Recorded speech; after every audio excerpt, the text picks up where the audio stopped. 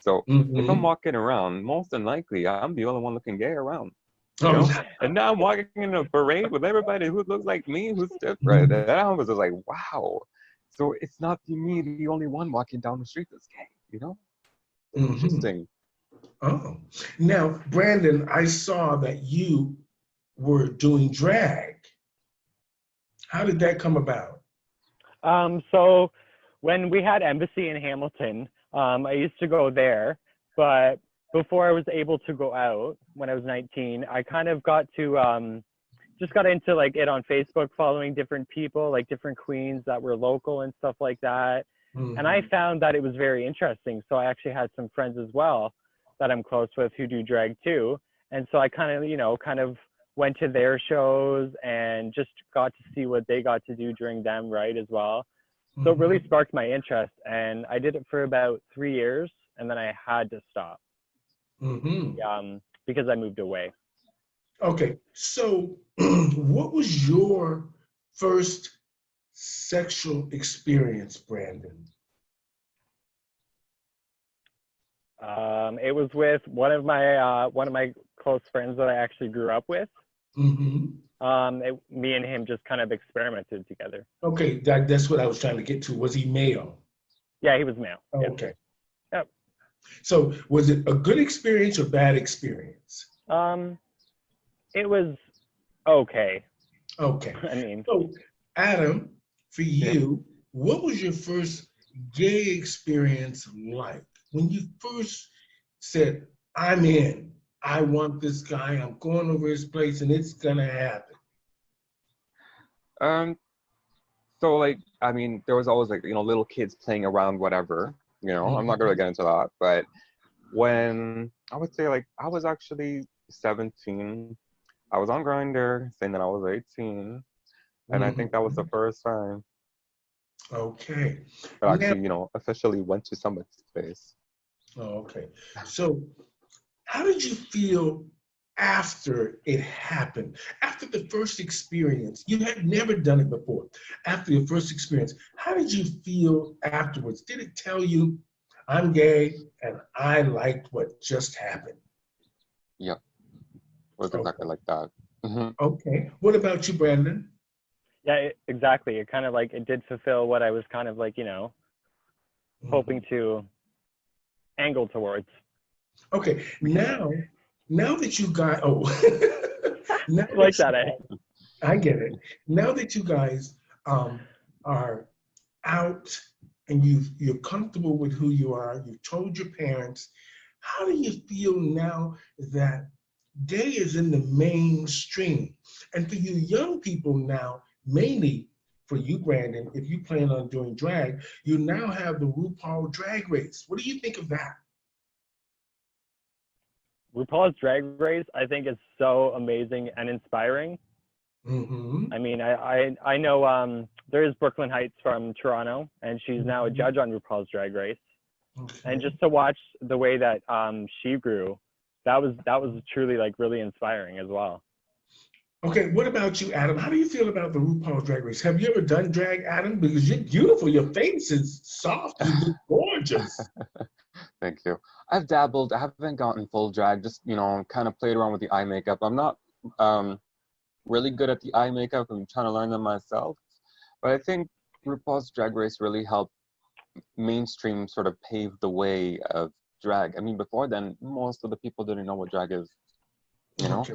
Now it's more sort of, it's mainstream that it's allowed the common population to get to a grip, not necessarily the full meaning, what, uh, just to understand what it's like, you know? Hmm. So, do you dress often, or do you feel like you want to be a drag queen? I'd love to be. I'd love to learn like the art to paint a face. It would be amazing. Hmm. So, do you feel like that you are an entertainer, For sure. Yeah. or you just want to be, like a lot of times the guys just want to dress up to be fabulous and go to the clubs to get the attention. Well, I know I can't dance. No, I can dance. I know I can't sing. I can lip sync. I can Mhm. entertain a few guests. Um, I guess I would have to sort of explore, play around, see what I Mhm. could do, can't do. Well, drag is a growing process. See, I'm just not transformed. I've made my living mostly from drag. Everything I really ever had before my parents left me anything, I made from drag. And I actually made a pretty good living. So drag is not a bad thing. It's just you have to find your niche. Now, Brandon, I see you were in drag, and I think you do it for a different reason. What do you mean, like a different reason? Well, when you sent your picture, you said that you like getting the attention. Is it that you like just being out, just done up, or are you thinking about show business as well? I'm thinking, like, honestly, honey, I honestly would like to do true business. I mean, I'm not an attention seeker, but to go out and, like put work into dressing up and even doing, a show, the fulfillment afterwards, of having some people come up to me that I don't even know and they're like, wow, you're amazing. And I'm like, wow, thank you. I appreciate that. Even that motivation does help keep me going. Okay.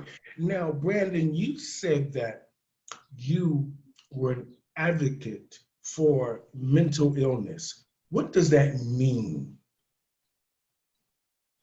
So, like, I suffer from anxiety, depression, and PTSD. I mean, like, and I know a lot of people around me who do as well. So, I mean, being an advocate, I mean, is just like someone who, like, I like to reach out to people and for people to know that they can call me anytime they need to if they need someone to talk to, right? And to know that that information stays with me and that I don't judge and it goes nowhere, right? Because I know a lot of people have a trouble and a lot of trust issues with stuff like that. Okay. Now, Adam, are you at the moment seeing a doctor or a therapist? I was, yes. I have medications prescribed, but I kind of take them when I feel like it. But I don't feel good on them. I feel lethargic. And it's stuff that's deep rooted that I need to deal with myself. I can take a pill for the rest of my life and feel numb and still know about it and not know how to react about it. Or I could deal with the source. Which I'm trying to get to. I'm going to be honest. I've always been the type of person to just face things head on. Sometimes we just have to face the truth. Yeah. And you have to face it head on. So I'm not telling you to take the route that I took, but it worked for me. So it might not work for everyone because some people are not as strong as others. Now, what are you planning on doing now, Adam, that you're not working within this pandemic and we don't know what's going to happen in the next few months? What are you planning anything? I've been trying to bake some more, baking cakes or any desserts, or I made a Jello sculpture the other day. I know, I saw it. It was fabulous. I loved it. With color, let me tell you guys something. With drag, one thing I learned with anything, when you are great with colors and organizing colors or writing or drawing, details are the key to life.